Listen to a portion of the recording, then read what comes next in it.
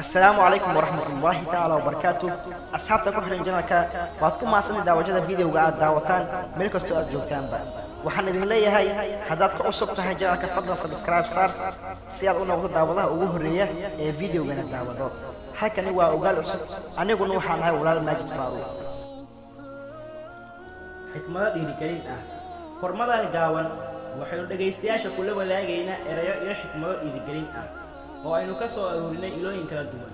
Caruurtu qalbigoodu waa nadiif, laakiin dharkooda ayaa wasakh ah. Dadka waaweyn dharkoodu ayaa nadiif ah, laakiin qalbigoodu waa wasakh. Kuwa Allah subhanahu wa ta'ala badbaadiyay mooyee. Shimbirgeed dul fadhida barnama kama cabsato in laanta ay saaran tahay la jabto.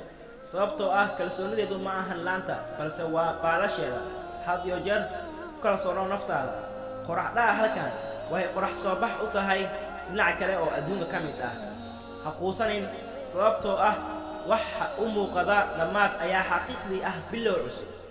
Muhiim maahan inaad ka xanaaqdo wax dhawarka laga yiri, waayo horta lagama oran karo.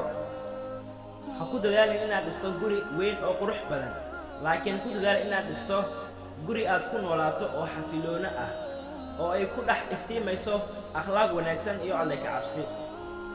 Awood uma lihid inaad bedesho muuqaalkaaga si aad u noqoto kan adduunka ugu quruxda badan, laakiin waxaad awood u leedahay inaad bedesho dhaqankaaga si aad u noqoto kan adduunka ugu akhlaaqda wanaagsan.